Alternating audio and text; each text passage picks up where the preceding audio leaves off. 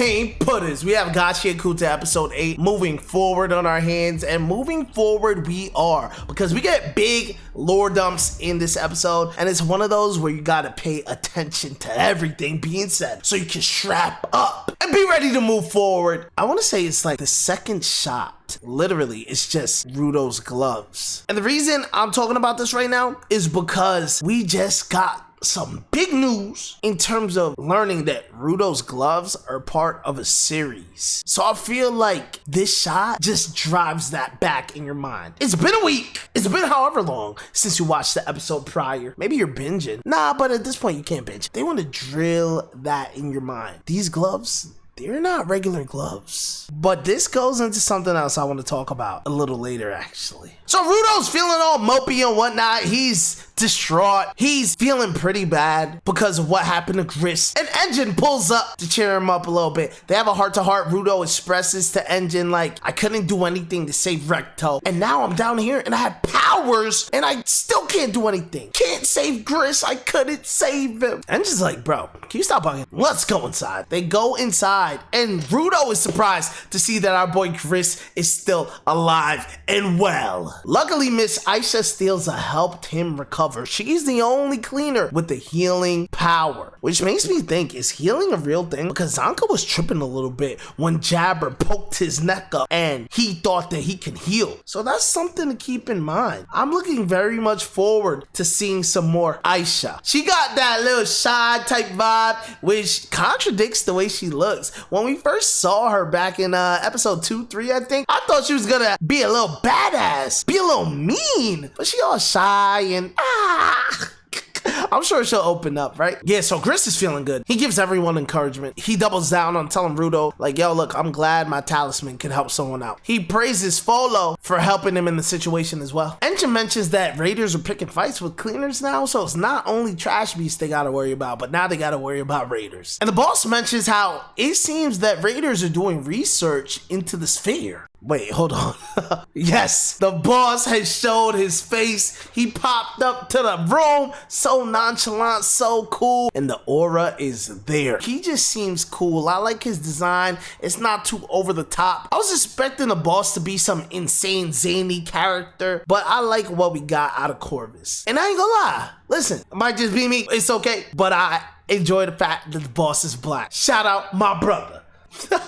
Corvus mentions how at first when he heard of Rudo wanting to pull up to the cleaners and get some information, he was gonna dub it. Be like, nah, you can't stay around here. But because of the bonds Rudo was able to build so fast and the work that he's put in, Corvus officially brings him in as a cleaner. So now that Rudo is a cleaner, he has access to information that Corvus has. Corvus brings him into his office and they have a one-on-one talk. Corvus tells him about a woman who lives close to the border and she would watch people fall down. And she also mentioned how people come and go without dying. When I first heard this went over my head, but it's so big what this means. Not only are people falling from the sphere, but somehow some people are able to go back up to the sphere.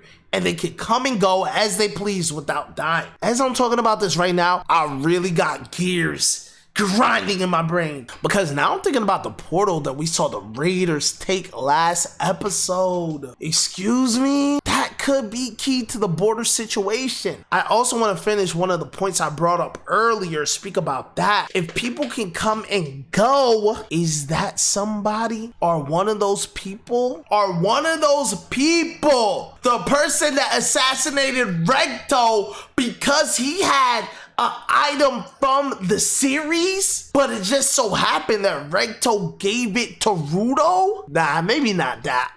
Maybe something close. Nobody spoiled, man. What are you guys thinking? I really want to know in the comments. What are you guys thinking about this little theory I got going on? Do not spoil. I'm an anime only. In the information Corvus gave us about that woman, it opens up a lot of possibilities. It truly does. And guess what? Rudo, he don't want to waste no time. He want to go and find her right now.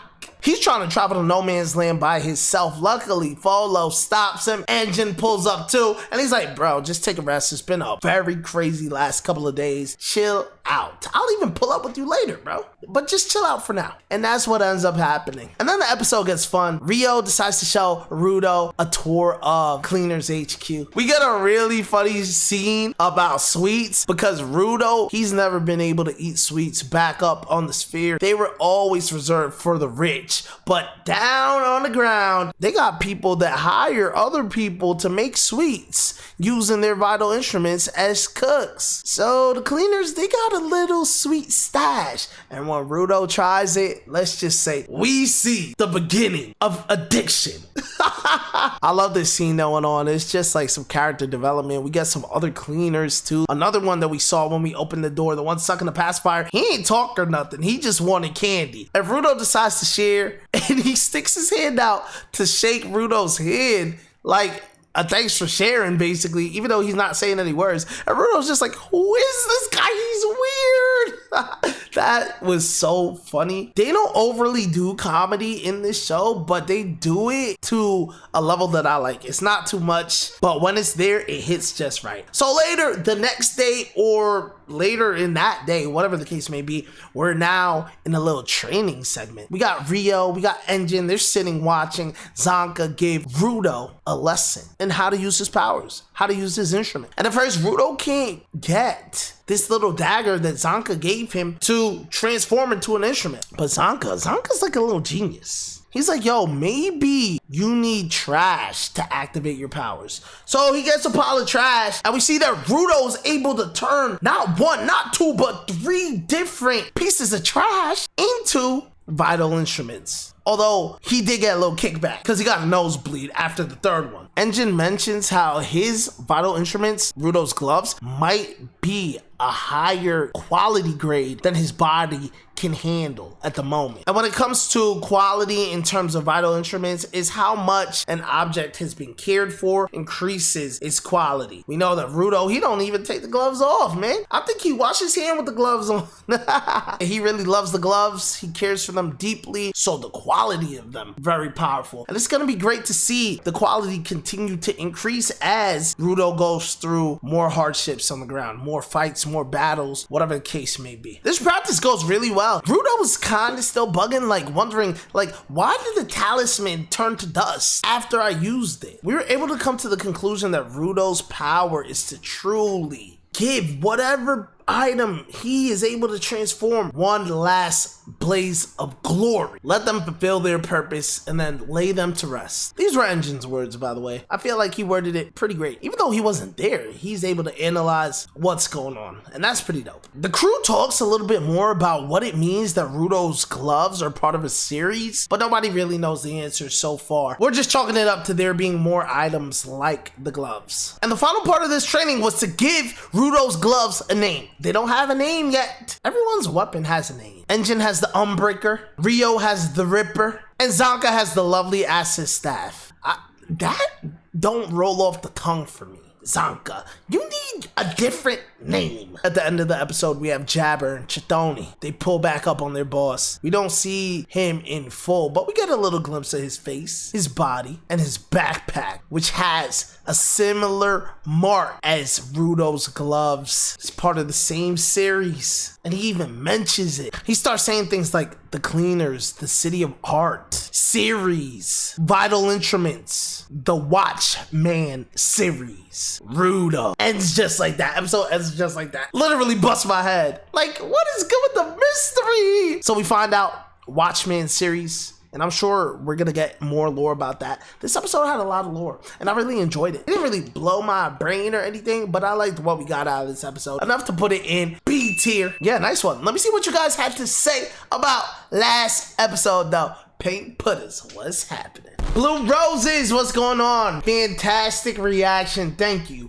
Zanka's staff is actually the combination of assist and staff. In the manga, lovely Acid Staff gets shortened to Love Stick. Acid Staff just don't roll off the tongue the way I want it to. I'd rather call it Love Stick, and I might just start calling it Love Stick. Assist and staff, that's the combination? I feel like it sounds more fire when it's like assassin and staff. But I guess that makes sense for Zanka, right? He does assist a lot, right? Where's Weird Well? That is a the tongue twister, and this is the first time I think I'm seeing you in the comments. Yo, what's going on? How are you, bro? W reaction, thank you. I think the items disintegrate after use because Rudo uses them to their full extent and they fulfilled their purpose. Once that happens, the items can leave this world without regret. Based on what we got in this episode, I agree with you 100%. And that's actually fire. The only thing is, like, I don't feel like Griss's talisman was garbage. Did he mention that it was garbage? He like just found it? Is that what he said? That might have been what he said. Like he just found it and he keeps it for good luck. So maybe it was kind of garbage. But also it was like it was his item. It was his good luck charm. Manga Metalhead, what's happening, bro? Oh man, Jabber is stronger than you know. He mentions that he goes easy on people he thinks are strong. That's true because he could have boomed Zonka, but he didn't. And he didn't boom Follow, but he told Griss like, yo, I have no use for you. Why? Why does he go easy on them? Oh, maybe because he likes to get pain inflicted on himself? Hey. So he's holding back. Rudo calls him shit biscuit a ton. Jabber shit biscuit Wonger is a crazy masochist, but I love him as a villain. Jabber was really great, and I can't wait to see more out of him. Armand Jedi, yo, Jedi, what's going on? I love your Gachiakuta videos. Thank you so much. I can tell you have a lot of love for the story and the show. Thank you for showing support for the Gachiakuta community. Shout out to the community, man. I'm one of y'all because I love this show right now. I really do. The series comment is very important. If you go back to episode 1, you will see something else with that symbol too. I feel like I have an idea, but I'm about to go back to episode 1 right now because you just got me hyped, Jedi. Nurse Joy, what's happening? I love your energy. Thank you so much for supporting Gachiakuta. Shout out to you, Nurse Joy. I appreciate you. I really do. I cannot wait for you to see episode 8. This episode was pain. Lovely, legit trash. Hello, great reaction video. Thank you. I'm excited for you to meet the Black King himself, Big Cleaner's boss, Corvus, in episode 8. That I did, and I'm happy I did. He's fine. I freaking love the black representation in Gachiakuta. Yo, lovely. I agree. This actually is probably the first anime where I'm seeing so many black faces, and I'm not necessarily one to be fiending for that, like, yo, I wish there was more black people in this show, things of that nature. I'll be honest, but to see it does feel refreshing. It does feel good, and I'm happy. I enjoy shows with diversity because it just makes things more fun, especially when the diversity is relatable to you as a person. And I do relate to seeing people like Corvus, Semiyu, Jabber. It's fire. Also, the dub goes so hard with his voice. As a black woman, I will be cosplaying as Semiyu for the foreseeable future. Yo, lovely. I love that for you. Power to you, girl. I appreciate you, sis. And yes, dub, I gotta tap into, by the way. I want to hear his voice in dub. I listened to episode 7 in dub. Jabber's voice was fire. Boss man, Corvus, you got a sub from me. Fire video. The boss man himself with the comment. Thank you, boss. I appreciate you. Hope to see you in more videos. Akuta, what's up, man? Love your Gachi videos. Thank you so much. Jabber's comments had me recoiling and laughing at the same time. Yo, I ain't gonna lie, I've never seen anyone use the word recoiling in the context that you just used it in. That's amazing. Yo, I appreciate everybody that made it this far. Please let me know what you think about next episode in the comments. Shout me out in the comments, whatever you want to do. I really do appreciate you guys. The comments help, by the way. So if you made it this far, yo, just comment anything. You don't gotta comment a paragraph. You don't gotta comment. It could be emoji. Show some love. Put in that pain for me, and I'll put in that pain for you. All right, pain putters. See you next episode.